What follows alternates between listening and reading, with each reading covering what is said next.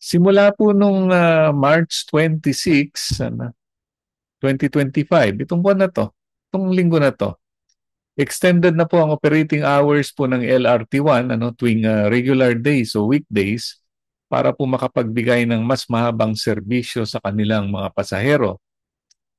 Sa kanila pong bagong weekday schedule, yung huling biyahe po ng tren mula sa Dr. Santos station na dati-rati ay alas 10 po ng gabi, gagawin na pong alas 10:30, may dagdag pong 30 minutos.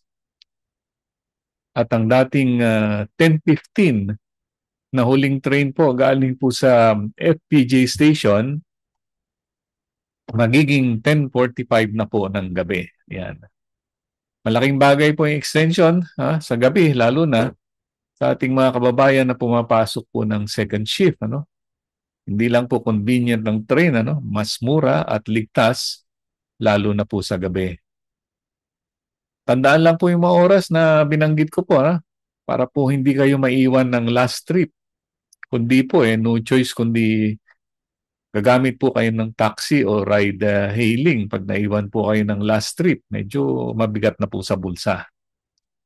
Alam niyo po, nung tayo umaasa po sa tren, nung nag-aaral sa Japan, nakaranas po tayong hindi umabot sa last train. Naiwan po tayo. At napakalayo po ng dormitory namin, 5,000 yen po kung magta-taxi.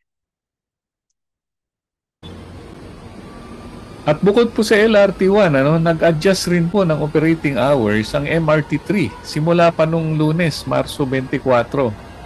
Ito po ay bilang pagtalima po sa direktiba po ni Department of Transportation Secretary Vince Dizon na bigyan prioridad po ang kapakanan ng ating mga pasahero.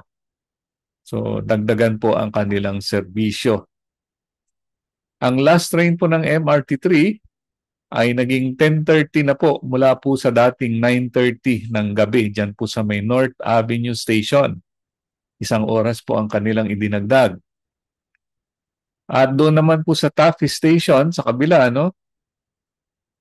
yung dating 10:09 na last train ay ginawa na pong 11:09 ng gabi. Yan. At kasabay po ng extended operating hours po nila pag weekday, simpleng araw, nagdagdag rin po ng tren ang MRT3 simula nitong Lunes din po.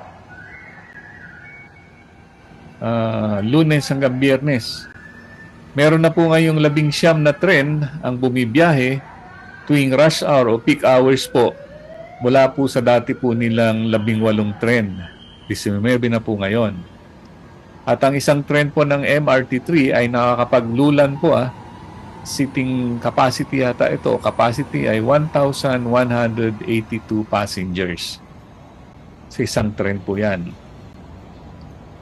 Nitong nakarang taon, 2024, doon po sa dating operating hours at dating bilang po ng tren, kalain po niya, 135.8 million po ang naisakay ng MRT3 sa isang taon.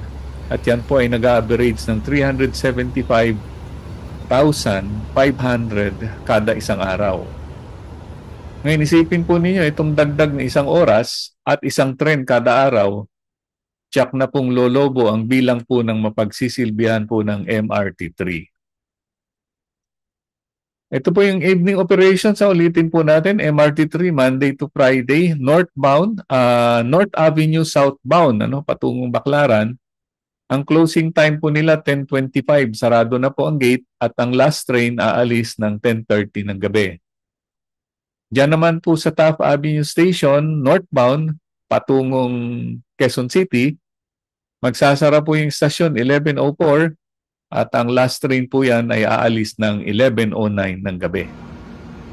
Inaayos rin po yung mga karatula sa may istasyon para po magbigyan ng malaman po ng mga pasahero ang final schedule at makatulong po sa mga sumasakay. Pagdating po ng Sabado at Linggo, balik po sa regular operations para naman po mabigyan ng kaukulang maintenance ang mga tren. Kailang ipahinga po yan at ikumpunihin para naman sa susunod na linggo, maayos naman po. Wala pa tayong nasasagap na anunsyo mula po sa LRT2 o Light Rail Transit Authority kung magkakaroon din po sila ng extended operations o magdadagdag po ng tren. Tahimik na tahimik po dyan sa LRT2.